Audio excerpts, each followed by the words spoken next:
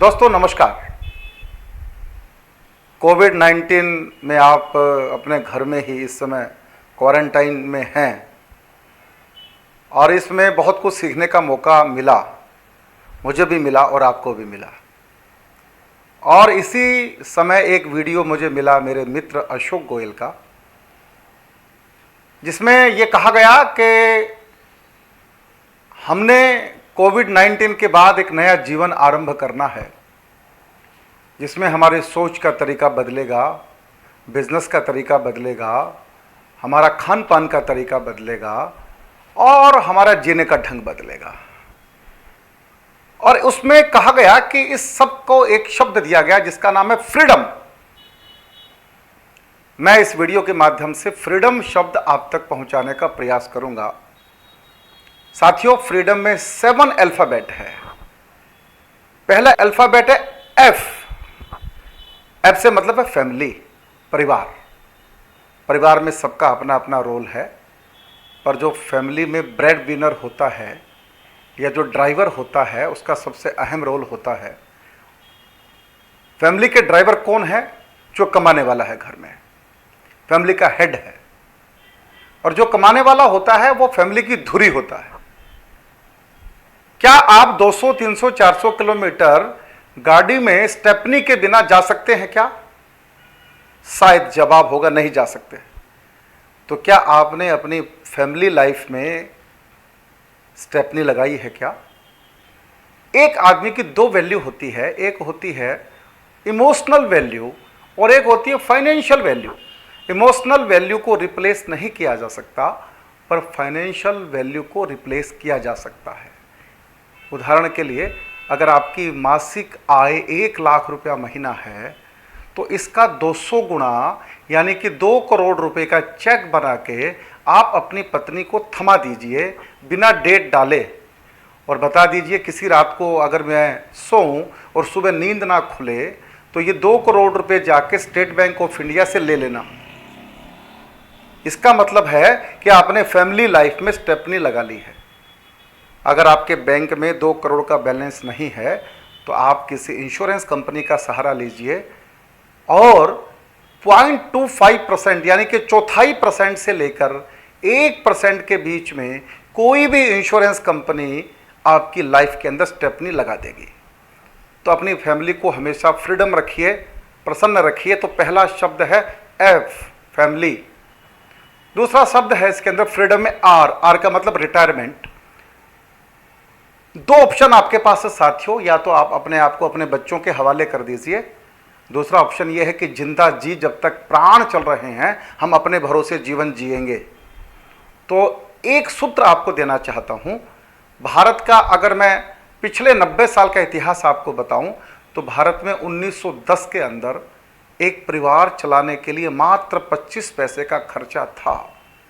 1930 में यह खर्चा हो गया बढ़कर 2.5 रुपया और 1950 में यह हो गया 25 रुपया और 1970 में ये हो गया 250 रुपया 250 और 1990 में हो गया 2500 और 2010 की बात करूं तो हो गया 25,000 और इसी सीक्वेंस को आगे बढ़ाएं तो 2030 में खर्चा हो जाएगा 2.5 लाख रुपया, एक परिवार का खर्चा। शायद मेरी बात को आप समझ गए होंगे। आपने जब रिटायर होना हो तो आप उतना प्रबंध अभी से कर लीजिए तो अच्छा होगा, बच्चों की तरफ देखने की आवश्यकता नहीं होगी। और तीसरा फ्रीडम का ई है। ई का मतलब एनर्जी। आप जब तक प्राण चले एनर्जी मेंटेन रखिएगा। अब समय आ गया, अपने खान पान का ढंग बदलिएगा, योगा कीजिए, प्राणायाम कीजिए, जिम जाइए, आपको जो अच्छा लगे वो कीजिए, प्रकृति के साथ जीवन बिताइएगा जिससे आपकी एनर्जी बनी रहे। अगर आपकी एनर्जी नहीं बनी रही तो आपका जो बहुत सारा समय हॉस्पिटल में जाएगा, आप फ्रीडम में नहीं रहेंगे और आपके बच्चे हॉस्पिटल के बाहर रिसेप्शन पे अपनी जवानी के दिन बिताएंगे। तो ऐसा ना हो, अपनी एनर्जी को मेंटेन रखिए। और दूसरी ई है एक्सीलेंट। एक्सीलेंट का मतलब अब ये समय गया है, कच्चा पक्का नकली असली इसके चक्कर में मत पड़िएगा, तनाव से मुक्त रहिएगा। ईमानदारी से अपना काम कीजिएगा, टैक्स पूरा भरिएगा, भारत सरकार को पूरा टैक्स दीजिएगा। आज ये बहुत ज़रूरी है दोस्तों। मुझे किसी कविता की 2 लाइनें याद आ गई, राधेश्याम प्रगल्भ जी की कविता है, रात के अंधेरे में ना करो कोई काम ऐसा, मुंह जो छुपाना पड़े दिन के उजेरे में, और दिन के उजेरे में ना करो कोई काम ऐसा, नींद नहीं आए जो रात के अंधेरे में। तो एक्सीलेंट काम कीजिए, ईमानदारी से काम कीजिए, जिससे कोई टैक्स का चक्कर ना पड़े, आप पे इनकम टैक्स की रेड ना हो, पुलिस आपके पास ना आए, एकदम बढ़िया से जीवन जिए, एक्सीलेंट जीवन होना चाहिए। डी फॉर डॉटर, भगवान ने आपको एक लड़की के रूप में जो उपहार दिया है, प्रकृति ने, ईश्वर ने, उसकी इज्जत कीजिएगा, उसको आत्मनिर्भर बनाइएगा। आप अपनी पुण्य कमाई में से थोड़ा सा हिस्सा लड़कियों को देते रहिए।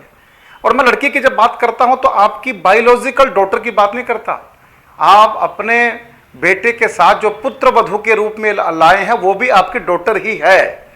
तो मैं दोस्तों ये कहना चाहता हूं, आप लड़की को आत्मनिर्भर बनाइएगा।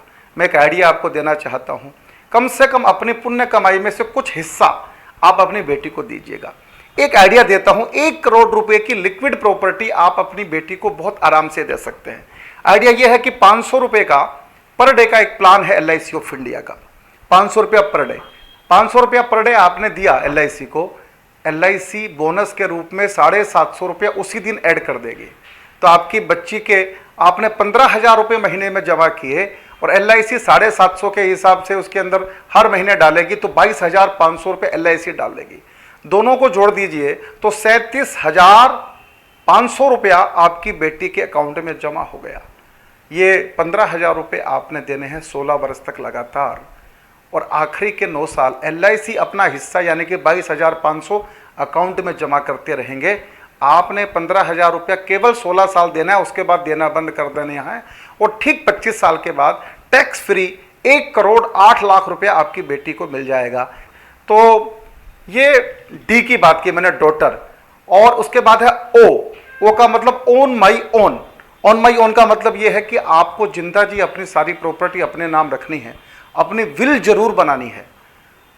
विल का मतलब यह है कि आपने विल में लिखना है, जब तक मैं रहूंगा सब कुछ मेरे नाम रहेगा, और मेरी मृत्यु के बाद ये सारा मेरा जो स्टेट है ये मेरी वाइफ के नाम रहेगा, और मेरी वाइफ के बाद ये सारी प्रॉपर्टी मेरे बच्चों के नाम रहेगी।